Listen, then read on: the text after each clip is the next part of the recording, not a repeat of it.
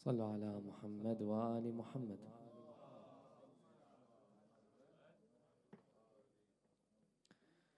بسم الله الرحمن الرحيم. رب اشرح لي صدري ويسر لي أمري واحلل عقدة من لساني يفقه قولي. صلى الله عليك يا رسول الله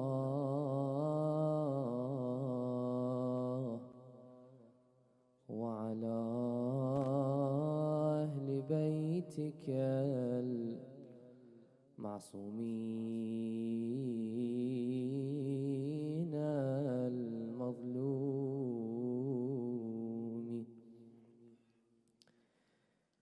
صلى الله عليك يا أبا عبد الله.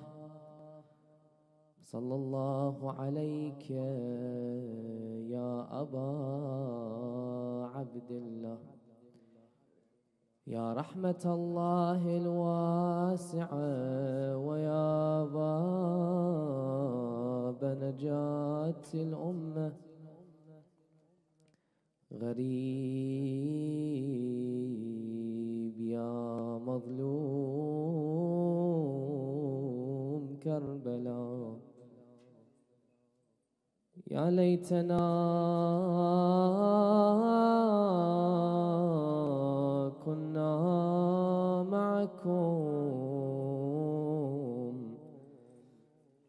فنفوز فوزا عظيما.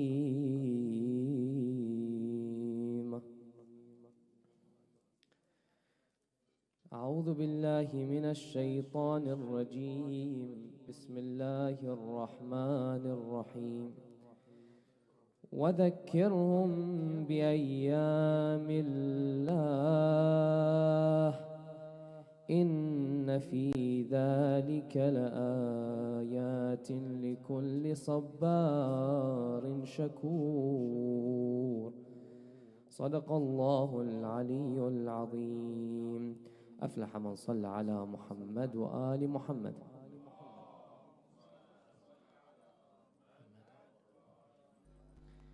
Allah subhanahu wa ta'ala says in this holy verse, and remind them of the days of Allah. For with this comes a sign for anyone that's patient and has gratitude. The days of Allah. What is the meaning of the days of Allah? Can I please ask the children at the back with the phone if you can put it away for the next few minutes while we have the speech, and then you can use it as much as you want. Sallu ala Muhammad wa ali Muhammad.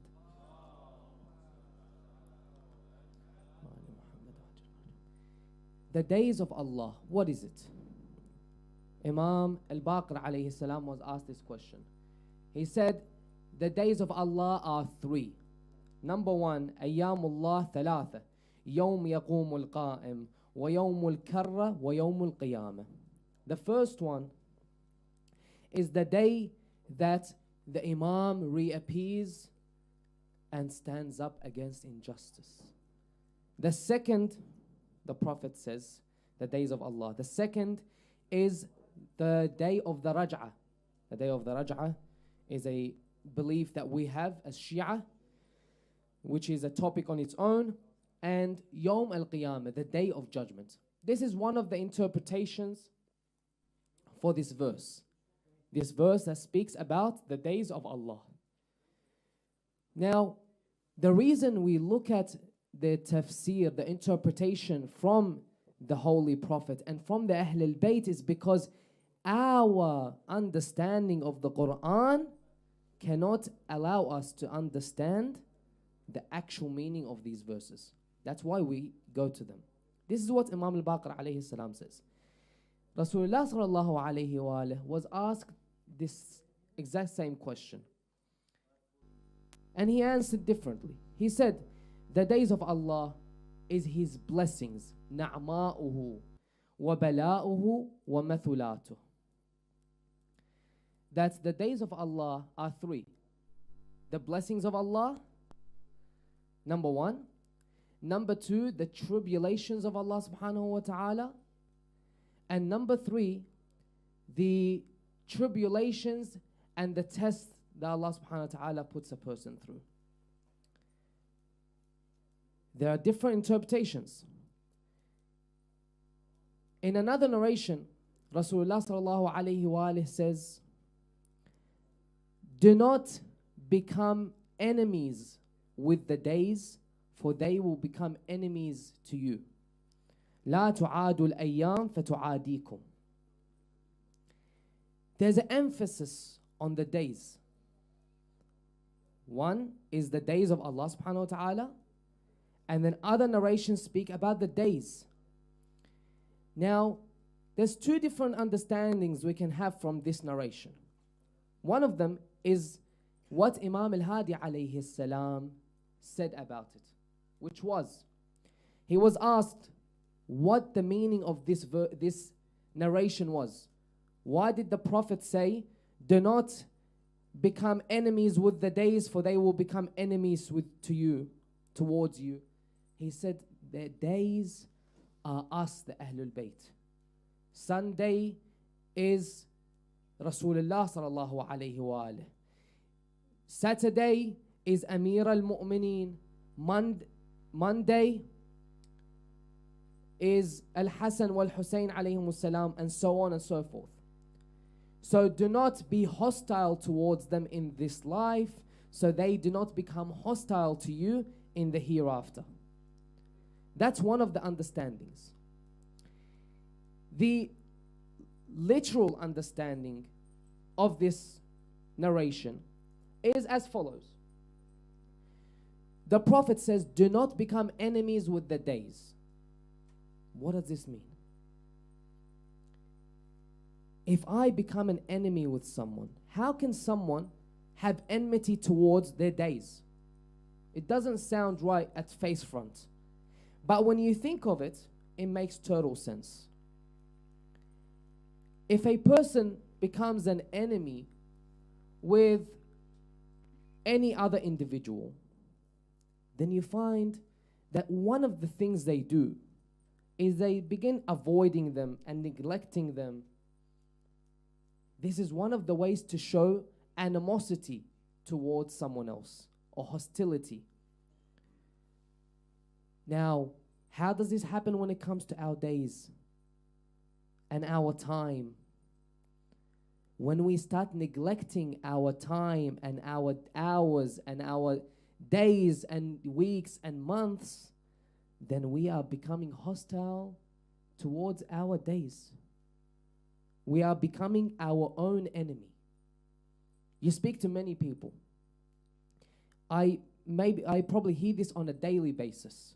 People saying, I don't have time. I don't have time. Whatever you told them, I don't have time. Sayyid's laughing. And this is an issue for some people for different reasons, which we will talk about.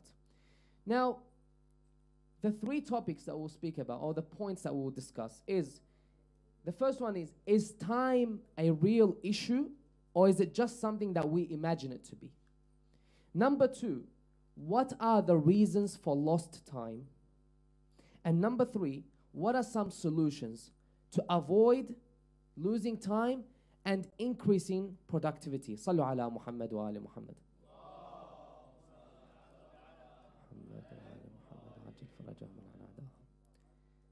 These 3 points, you find people continuously complain about it, but they never or rarely do they look for a solution to this issue. Now, the first issue, is time really an issue? Who thinks it's really an issue? No one thinks it's an issue, and that's a good sign. Okay, Mustafa thinks it's an issue. Ahsantum. Everyone's got 24 hours. Ahsan. Now, there's a researcher that lived a long time ago. His name was John Keynes. This guy, many years ago, he said that in the future generations, the economic status is going to become at such a level that people will find the time required to complete basic daily activities much quicker. They will require less time to complete daily activities. That's what he says. Now, another thing he says, listen to this. He says that people of the future, our grandchildren, will find it hard to do what? Find it hard to spend their leisure time. They won't know what to do with their leisure time. They will start thinking about what to do in their free time rather than worry about their survival. Survival will become easy, but filling in the leisure time will become hard. This is what he says in this essay. Now, you find nowadays, if you actually think about it, other than the time we've allocated to our work, you'll find if you analyze yourself and be truthful with yourself, there's many lost hours and lost minutes in every part of our days. Each of us has to sit down and be truthful with themselves. Yes, it's easy for me to say, I don't have time, and time is something that's hard to come across these days. What's an example of this? You find people make time for different things. When there's a new game that's released or a new movie series, you find people will make sure they make time for this no matter what the situation is. There's a new game that I hear about that's going to be released, which I'm not sure when, but anyway, I already hear many people, GTA 6 it's called, I already hear many people, next year, there you go, people are waiting for it. I hear many people already planning what they're going to do, how many days they're going to spend on this. I know someone that told me, I've already taken off 10 days so I can spend on this game. Doesn't even know how long it takes to finish it. When someone wants to achieve something, they'll make time for it. But when someone doesn't plan ahead, then they'll always feel like they don't have enough time. I'll give you another religious example. When it comes to Laylatul Qadr, how many of us spend the night of Qadr, the night of destiny in Shahr Ramadan? How many of us spend the whole night in worship and dua? Many of us hopefully do. These are great nights which many people do. And you find people stay up till late. They pray, they perform dua, and then in the morning they still go to work. What does this tell you? It tells you that people have time. They just need to plan for it. That's all they need. If I manage to plan, what do they say? They say, if you fail to plan, then if you plan to fail, then you fail to plan. Or plan to fail, fail to plan. Yeah, I forgot what the saying says. Now, we cause ourselves to have less time. How so? It's called the self-fulfilling prophecy. This study says, or this concept tells you that whatever you tell yourself you're going to achieve, then you will achieve. Whatever you tell yourself you're going to not achieve, then you are going to not achieve it. For example, an employer has an employee. They look at this employee, they say this employee is not good at what they do. And they say, we just have them there as a body.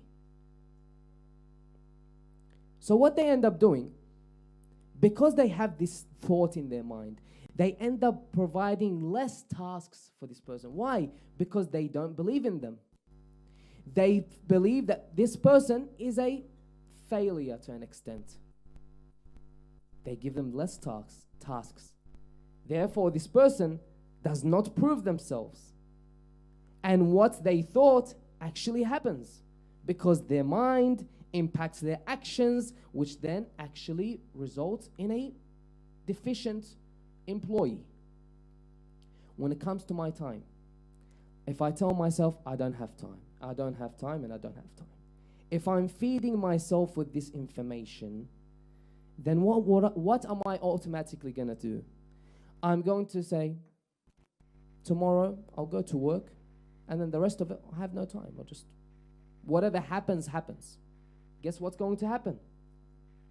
You're going to accomplish very little to nothing because you failed to plan. If you fail to plan, then you plan to fail. That's what happens. The self-fulfilling prophecy. If I tell myself and I feed myself with this information, then it will actually impact me. Every one of us has the exact same amount of hours in their day. You have 24 hours, I have 24 hours. The brothers here have 24 hours, the sisters have 24 hours. Why is it that some people are more successful than others? I'll tell you. There was a video that came up, a podcast, with one of the former Facebook workers. And she was speaking about a negative experience she had while working for Facebook. In the conversation, she spoke about her boss, Mark Zuckerberg. She said that this person does absolutely nothing that wastes their time. How ironic. He has a platform which wastes the time of millions around the world, yet he doesn't do anything that wastes his time. She says he doesn't watch movies. And by the way, this is a person that doesn't like him. She's speaking. He doesn't watch movies, doesn't play games. She said the most he would do is sometimes he would play a mind game. He'd play chess. Not encouraging anyone to play chess. It's haram. He'd play chess. This person has the same amount of time that I have. But why is it that this person is more successful? Because he throws the bait. Everyone watches these videos. The videos aren't 30 minutes and 1 hour anymore. They're 30 seconds. You watch hundreds of these 30 seconds, you've wasted half of your day. And I speak to myself before I speak to anyone else. If I tell myself I don't have enough time, then I'm not going to accomplish enough. Sayyid Muhammad Mahdi Bahr al-Ulum. बेटी अता की जिसका नाम इमाम अली अलैहिस्सलाम ने फातिमा रखा और इमाम अली अलैहिस्सलाम ने फरमाया ऐ हसन इस बेटी का निकाह Hussain. This was a great scholar in our Shia school of thought. This person had the exact same time as us. What did he do? Every single day, he would sleep as much as he needed, just like us. Every morning before Fajr, he would go to Masjid al-Kufa, perform prayers there. And then for Fajr prayers, he was in Najaf, he used to go to the shrine of Amir al-Mu'mineen Ali ibn Abi Talib, pray Fajr there. Then he would have lessons that he would deliver and classes for many hours. This man had a complete schedule that was fully drenched from the beginning of his day to the end. Never took a break. However, he accomplished so much. He was able to rebuild and renovate Masjid al-Kufa. He was the one that identified Maqam al-Imam al-Mahdi in Masjid al-Sahla. He was the one that identified it. Because what they found out after he passed away was that he was in contact with Imam al-Mahdi Ajjalallahu Ta'ala Farajahu al-Sharif. He built the shrines or the graves of Nabi Hud and Nabi Salih. He built rooms around Masjid al-Kufa for people that want to sleep and perform i'tikaf. He accomplished many things, even though he had 24 hours, just like me and you did. How? Because they assign their time. Because they plan their time. That's all it takes. Some planning. And there are examples from our scholars, and there's examples from other people, normal people that don't follow our religion. Now, we go to our next point, which is the reason for lost time. And we'll talk about this after Allah salawat ala Muhammad wa ali Muhammad.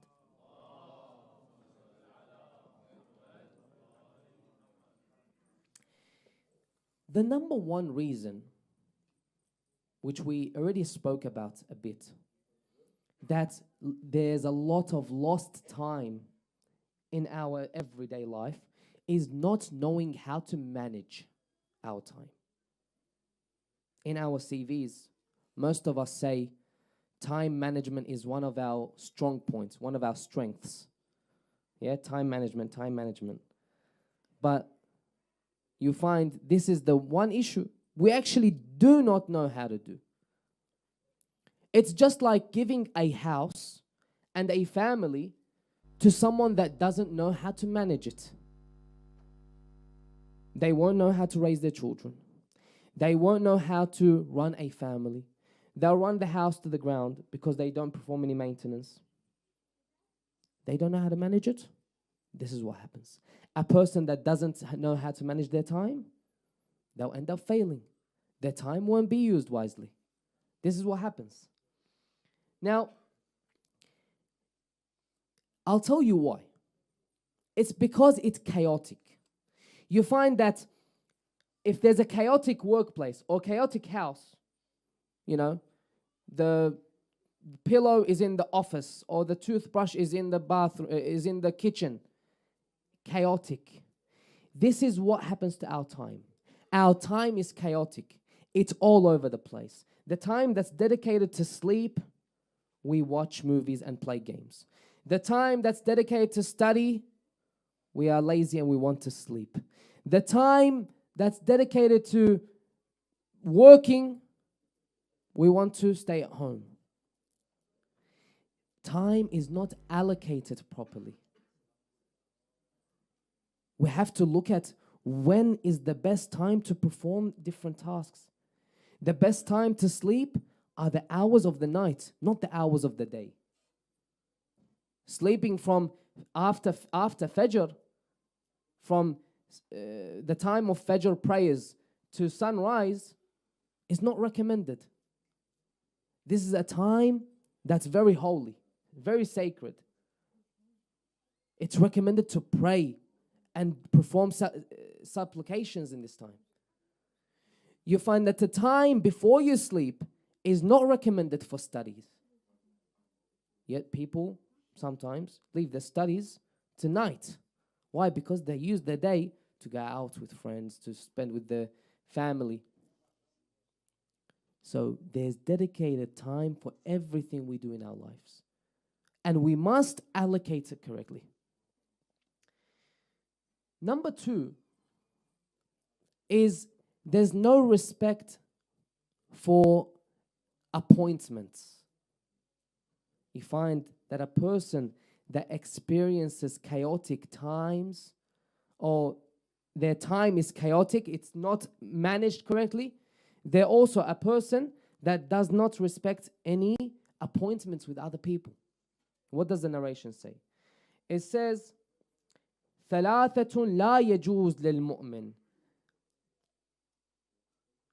لا يجوز فيها الخيانة للمؤمن. الأول الأمانة والوعد والمواعيد.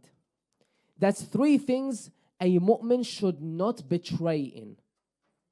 Number 1 is the trust, something that's been trusted to you. And I believe we spoke about trust 2 years ago in Muharram. Number 2, appointments.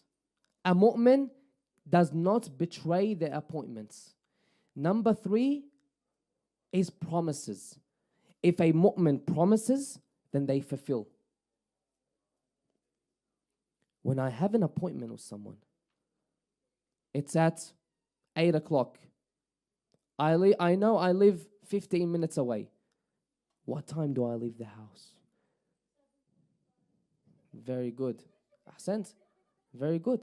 But other people that don't manage their time as good as you, they will leave at 8 o'clock or just 5 minutes to 8. So a person that manages their time correctly does exactly what Danny said. Is it Danny? There you go. So we have to respect our appointments with people. If my time is, if I don't respect other people's times, then I'm not going to, I'm disrespecting my time at the same time. Now, that's one way that causes our time to be chaotic. Number 2 is procrastination. How many of us do this? Procrastination. Sit down, they have an assignment, or they have a deadline for, let's say, a work project. They know when it's due, but only Allah subhanahu wa ta'ala knows when they're going to start. The procrastinator is their own enemy. Why? They know what they need to do, but because last time they looked at their schedule and they realized that they started something very late and they were able to accomplish it, they said, this time, we'll push it a bit further. The assignment's due at 5 o'clock, 5 p.m., let's say. They open the laptop at 9 a.m. That day, blank page. Start searching why cats hate cucumbers. Search this for 2 hours. Watch 2 documentaries. Have a break because they're tired. And then we're already 3 hours in and there's no title still. Procrastination is something that really leads people to have chaotic time management. The narration says from Rasulullah sallallahu alayhi wa alayhi, Ya Aba Dhar, iyaka wa taswif bi'amalik, فإنك بيومك ولست بما بعده. That Ya Aba Dhar, Aba Dhar was a companion of Rasulullah. Do not procrastinate your hopes or what you want to accomplish, in other words. Because you are in your current day and you are not in your next day. In other words, you do not know what's going to happen to you the next day. So complete what you need to complete today. Whatever's due for tomorrow is due tomorrow. If you can work on it, work on it. But don't plan to do what's due today, tomorrow. Or because it's due in 7 days, I'll do it in 6 days. Don't do that. You are becoming your own enemy. And this isn't just with the children. It's with people my age and older than me, people that have ideas and projects. Do it. Do it quickly. The quicker you start something, the quicker you can accomplish it and improve on it. That's the idea of procrastination, which contributes to chaotic timing. And the third contributing factor is low productivity. Again, not holding myself accountable causes me to lose time, to lose productivity. Again, sits on assignment, sees that their desk is messy, starts reorganizing their desk and their room, realizes they're a very good interior decorator, starts looking into other stuff and just wastes their time. Low productivity. Why don't I put my mind to one thing and complete that? Become good at what you do. Whatever it is. If you're focusing on your one of your subjects today, then become good at it, finish it, move on to something else. Be productive with your time. If we don't manage these things, these three factors that I mentioned, and there's more, if we don't manage them right, then that's going to lead me to not be able to manage other components of my life. My time needs to be dedicated to other things, like my religious obligations, my prayers.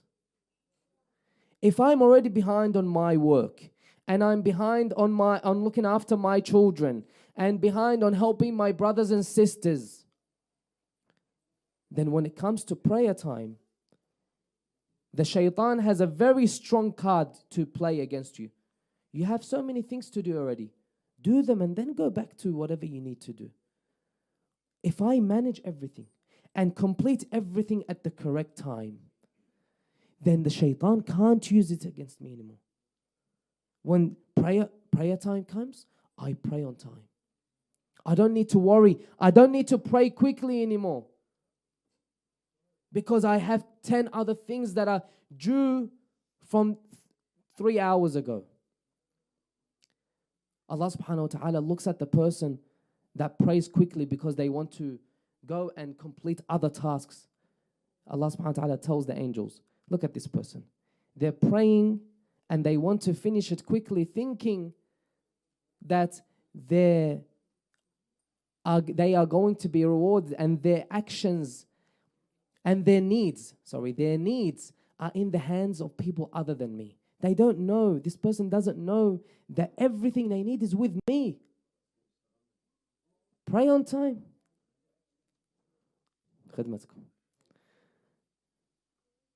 Pray on time. As much as you can, try and focus on this.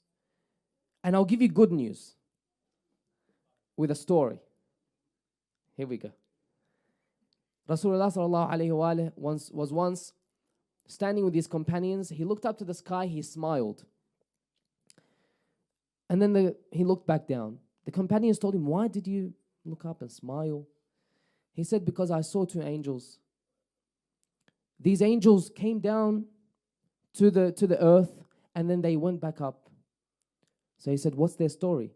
He said, they came down wanting to find one of the servants of Allah in their usual place where they pray at their house. But they came down and they didn't find that person there. So they went up to Allah subhanahu wa ta'ala and they said, this person that's always here, that always tries, key word here, tries to fulfill their prayer on time. This person, we didn't find them there. So Allah subhanahu wa ta'ala says, yeah, that's correct. They're not there because this person's sick. Today, they were sick. I had afflicted them with some sort of tribulation. Allah subhanahu wa ta'ala tells the angels, write down the good deeds for them, even though they weren't able to complete it that day. If I try my best to do these actions, to fulfill the obligations I have towards Allah subhanahu wa ta'ala, I do that with Salat al-Subh, I do that with Salat al-Dhuhr, with Salat al-Asr, Salat al-Maghrib, Salat al-Isha. One day, work gets in the way, studies get in the way. Again, I'm not saying don't do it. If something gets in the way, which is out of your hand, then Allah subhanahu wa ta'ala will tell the angels, write it for them as if they performed it on time. Because this person always does it on time. Allah subhanahu wa ta'ala is merciful. Allah subhanahu wa ta'ala doesn't just order us. If we do it, punishes us. If we don't do it, He punishes us. And if we do it, then rewards us a little. No, Allah subhanahu wa ta'ala is very merciful. Now, we move on to solutions to avoid losing time and increase our productivity. After Allah, salawat ala Muhammad wa ali Muhammad.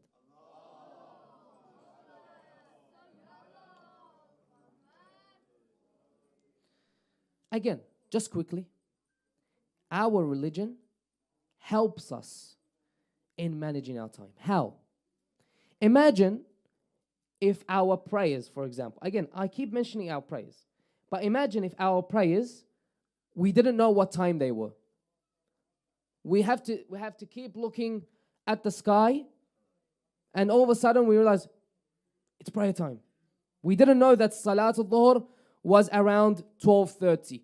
We didn't know Salat al-Maghrib was around 5:30. Imagine that. Our religion gives us allocated times for things. Why? Because our religion wants us to learn to respect our time. It would be chaotic if we didn't understand when certain obligations were due.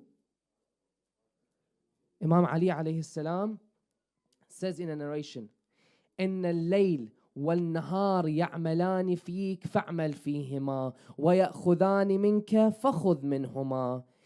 That the night and the day take from you, so take from them. And the day and the night, they work on you, so work in them as well. What does that mean? Day and night works on you. How? As the time goes past, I become older. As time goes past, I become more frail. If I'm young, in my 20s and younger, or up to my 30s, I don't understand that time makes me more frail. As time goes past, I lose my energy. I might not understand this when I'm young, but the time is taking from you, the Imam says. So take from it. Make use of it. Time takes from your age, so make the most of it. That's one narration. The other narration of Imam Musa al-Kadhim alayhi salam, he says, اجتهدوا في أن يكون زمانكم 4 ساعات ساعة لمناجاة الله. The Imam says that try to categorize your time. How? The Imam tells us how to categorize every day of ours into 4 categories, the Imam says. ساعة لمناجاة الله. And a category, a portion of time for worshipping Allah subhanahu wa ta'ala. Praying, fasting, whatever it is, supplicating. وساعة لأمر المعاش. Again, there's praying and then there's working. So categorize your time, a portion of your time for working as well, for seeking sustenance. And then the third portion, وساعة لمعاشرة الإخوان والثقات الذين يعرفونكم أو يحفظونكم في غيبتكم. And the third portion, assign it to be around friends and brothers and sisters. For the sisters that give you, tell you what you do right and what you do wrong. People that respect you when you're not around them. That's the third portion that you should break your time into. The fourth portion, the Imam says, وَسَاعَةٌ تَخْلَوْنَ فِيهَا أو تَخْلُونَ فِيهَا لِلَذَّاتِكُمْ فِي غَيْرِ مُحَرَّمٍ. The fourth portion, separate it for things that you enjoy doing that's not haram. Very beautiful. The Imam doesn't just tell you pray and fast and supplicate. No. The Imam tells you divide your time in these 4 portions. Pray, work, be around your friends that are good to you. They tell you what's right and wrong, and protect your secrets. And number 4, whatever you enjoy doing, do what you enjoy doing. But that's halal. That's what the Imam says. So divide your time. That's the first method. Divide your time so that you can be able to use as much of it as possible. That's number 1. Number 2, to avoid losing time, the second solution is ensure tomorrow is always better than today. Those phones, they're back on. Can I please ask for all the phones to be put away? Ahsantum. Ensure tomorrow is always better than today. The Imam says in a narration, "Man tasawa yawma fahuwa maghboon." Whoever has 2 equal days, then they are letting themselves down. How so? Let's say, for example, yesterday I spent 20 minutes reading a book. Today spent 25 minutes. Yesterday I spent 10 minutes reading Quran. Today spent 15 minutes. Yesterday I helped my parents for a certain amount of time. Help them more today. Whatever it is, make sure your 2 days are not equal. Your second day is always, the next day is always better than today. So plan that tomorrow is always better than today. Not just on a daily basis. Plan. We're in a new Hijri calendar year. Muharram is the beginning of a new Islamic year, or lunar year, I should say. Plan that for this whole year, you're going to make a difference. You're going to learn more about your religion. Again, I will mention this again because it seems like only a few people have filled in the forms, the expression of interest. The community here in this center, they're organizing an event for all the youth throughout the year. Let me tell myself that I am going to dedicate 1 day a week, only 1 day a week, for the next year, for me to learn more about my religion. 1 day to come here, to organize it with the youth and come here and be involved in this activity. The QR codes will be ready later on, inshallah. That's one way. Another way is for you to promise yourself now that you will start reading more about your religion for the next year. It's a project. It's not something that changes in a day. Promise yourself that you'll start listening to more lectures, English lectures. Tell yourself that for the next year, you're going to ask more questions about your religion because you need to learn more about your religion. Tomorrow's speech will be about asking questions. But today, I'm telling you, learn how to use your time. Make it a project for the next year. For the next year, my goal is to ask 100 questions about my religion. Small or big, no matter what it is. So, the second technique is to ensure tomorrow is always better than today. The third technique is using the lost minutes. We all have minutes that are lost throughout our days, whether we like it or not. We're driving in traffic, or we're waiting for a doctor's appointment, or waiting for the food to be cooked. We all can think of something that causes us to lose small minutes here and there. Small minutes. Use these lost minutes. If you combine all of these lost minutes and use them for something simple. Let's say, for example, you have some time, pick up the phone and call one of your brothers or sisters or relatives. So next time you see them, they don't tell you, why haven't you called me? I didn't have time. Use the time, those lost minutes, to make a phone call to someone, make them happy. Use these lost minutes, again, play a lecture in your ears with the earphone and just listen to it. You might come out with one new piece of information that you didn't know. That's enough. That's enough for those few minutes that we're going to be lost anyway. Use the lost minutes. There's a story of Sayyid Hassan al-Shirazi, rahmatullah alayh. This man passed away a long time ago. He was 46 years old. They say he used to live in Lebanon. And he used to travel to Syria once or twice a week to visit Sayyidah Zainab alayhi salam. And also he had some duties to complete there. He said On the way there, it used to be a long drive. On the way there, he never wasted his time. How?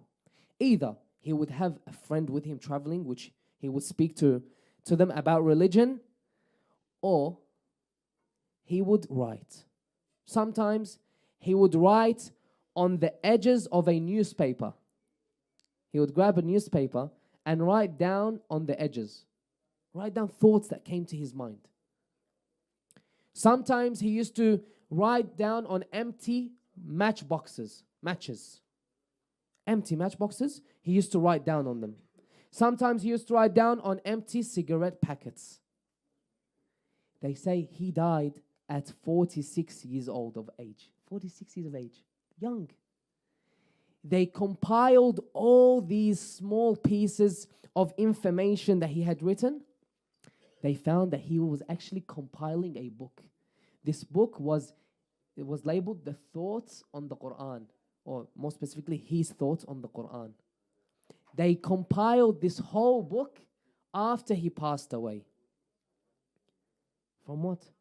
From these drives back and forth from Lebanon to Syria, writing down on the edge of the newspaper, writing down on empty matchboxes or cigarette packets. They were able to compile a book. Write down. Write. Any lost minutes, just write down your thoughts. This will make you improve. Write down what you plan to do the next day. Again, when you plan, then you don't fail. When you fail to plan, then you plan to fail. That's your plan. Use your time wisely. I can't emphasize on this enough. Respect your time. If you respect your time, then you're respecting yourself. You're not respecting me. You're not respecting your brothers or your sisters or your parents. You're respecting yourself when you respect your time. Take advantage of anything you see. Imam Ali alayhi salam says, Al-furas tamurru marra as-sahab. Opportunities go past at the speed of clouds. Clouds go past at very high speeds, by the way. We don't see it. They travel at very high speeds. Imam Ali says, the opportunities travel at the speed of the clouds. So take advantage of opportunities. There was a young man in Karbala with Imam al-Hussein alayhi salam. His name was Al-Qasim ibn al-Hasan.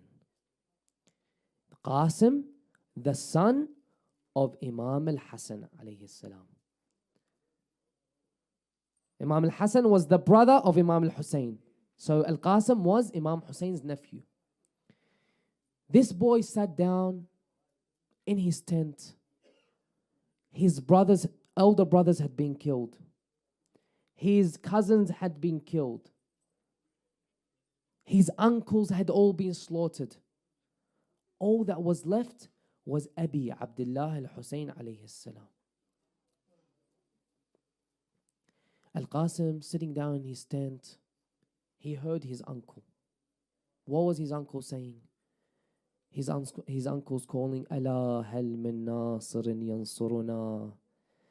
Ala hal min mu'inin yu'inuna. Began calling and calling. They say that he went to Abi Abdullah al-Hussein multiple times, asking for permission to fight. But every time, Abi Abdullah would send him back to the tents and say, no, you are the only thing I have that reminds me of my brother Imam al-Hasan alayhi salam. I don't want you to be killed. So he would send him back to the tents. They say that Qasim used to go to the tent, sit down and start crying. He would cry and cry, place his head in between his legs, and just feel upset. Why? Because he's not able to support his uncle. He wants to help his uncle, but his uncle tells him, go back to the tents. I don't want you to be killed. He wants to go and fight and defend his uncle. His uncle tells him, no, stay. I don't want you to be killed. Sitting down in the tent with his head in between his knees, he suddenly remembers. He remembers that his father had given him a letter that he had placed in a pocket inside one of his necklaces. His father had told him,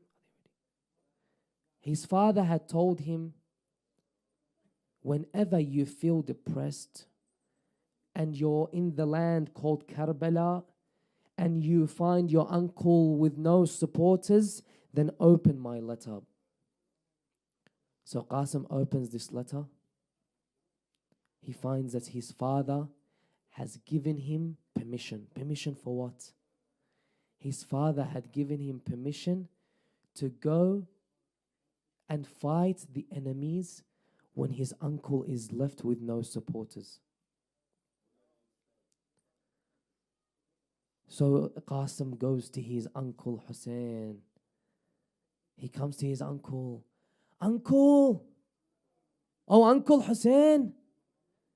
Look, this is a letter from my father. My father has given me permission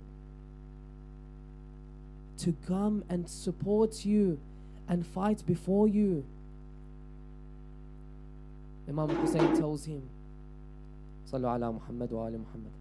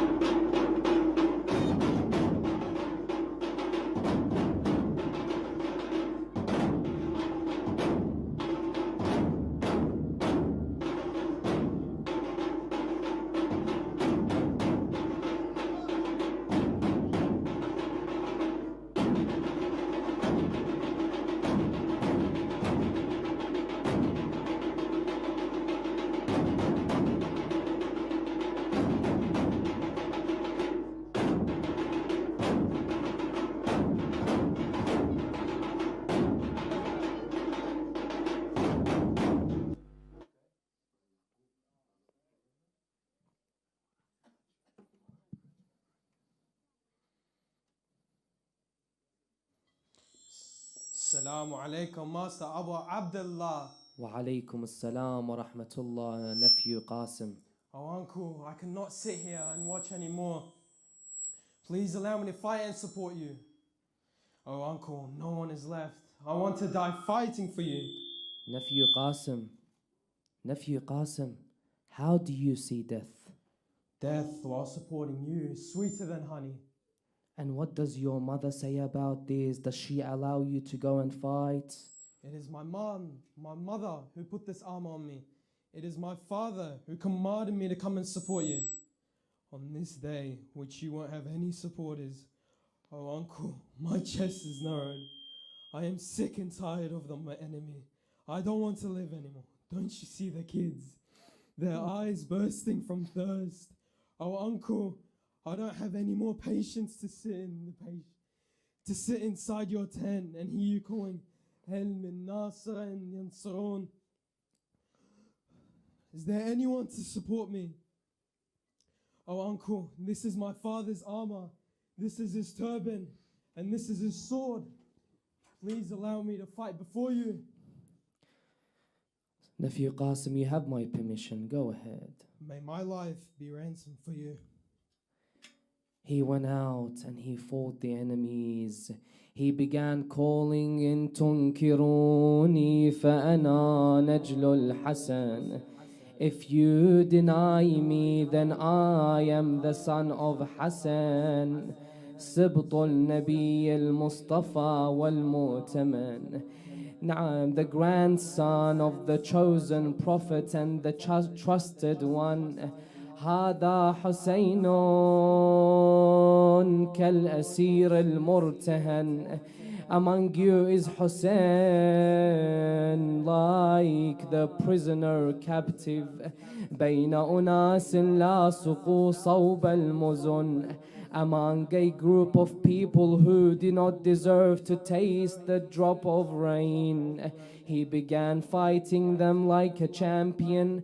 A man by the name of Hamid ibn Muslim, he says, a boy came to us. His face was radiant like the moon.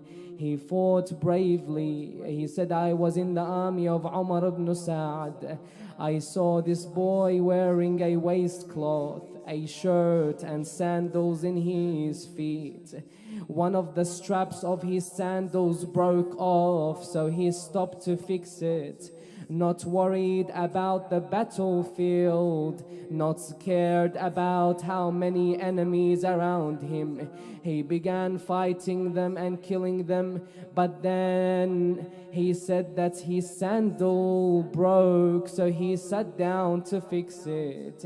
So Amr ibn Sa'd al-Azdi said to me, by God, I will attack him and I will make his uncle cry for him. I replied, Hamid said, I replied to him, I said, is it subhanallah, why would you do that when there is so many people already attacking him and fighting him? He said, no, by Allah, I will still do that. So he said that he ran towards the boy and he struck the boy on his head with the sword, causing the boy to fall on his face. He cried, oh uncle, oh Hussein, help me. Hussein came to him like a sweeping falcon. He killed the killer of Qasim and then he stood there watching him. He was kicking the floor from the amount of pain that he was feeling. نعم أجركم الله أحسن الله لكم العزاء فمن جلت الغبر فإذا بالحسين عليه السلام قائما على رأس القاسم وهو يفحص برجليه فبكى بجونا يا جاسم ايش بيدي يا ريت السيف قبلك حز وريدي هان لكم تخلوني وحيدي على خيم يا عم الخيل تفتار يا على خيم يا عم الخيل التفتار. فقال الإمام يعز على عمك أن تدعوه فلا يجيبك أو يجيبك فلا يعينك أو يعينك فلا يغني عنك بعدا لقوم قتلوك وخصمهم يوم القيامة جدك وأبوك. ثم حمله على صدره. يقول حميد بن مسلم فكأني أنظر إلى رجلي الغلام يخطان في الأرض خطا وقد وضع الحسين صدره على صدر الولد. تعرف ليش رجل الولد رجل القاسم كانت تخط الأرض؟ لأن ظهر الحسين انكسر بعد أبا الفاضل. نادى أخوي انكسر ظهري ولا أقدر أقوم بعد ما كان بيحيل أبو عليها. نعم. ثم ألقاه بين الشهداء من أهل بيته. جابه ومدده ما بين اخوته بكى عنده يا ويلي وهم موته بس ما سمع عن النسوان صوته اجت سكنة صيح الله أكبر. نعم شال الحسين جاب إلى الخيمة ولكن ما كان حال تلك الأم التي فجعت به، وقد جئنا إليه النساء كأني بهن وقد درن حوله يبكين وينوحن. ألقين بنفسها عليه وتهادرت الدموع وارتفعت الأصوات. وينك يا يوم تأخرت والزفة لجلك حضرت عني غبت ليش وريحت وشمسك يا يوم ما غربت. ثياب العرس عندي وعطور شسوي بعد قاطع النحار يا ريت يومي من قبل موتك يا روحي والنظر. لعيوني تدري انت ضوى قلبي اقبلك بس هوى يعني زفافك للقبور يا ريت موتت نسوى. ربيتك بليل البارد واحضاني ضميتك واعد وبلهفة من تاضر العرس تاليها تتوسد لحيد. أعظم الله أجوركم أحسن الله لكم العزاء. اللهم كن لوليك الحسن صلواتك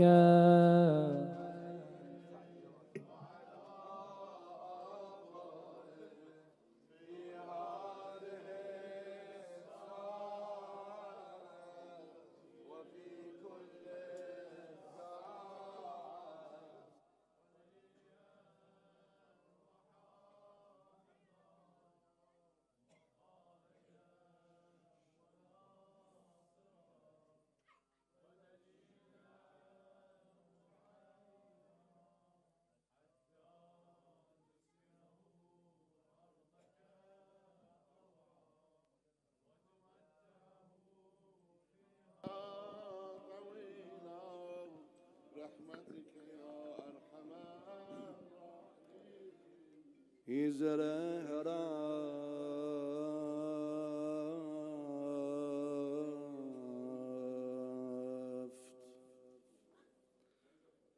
میدان که بگوید حسن است.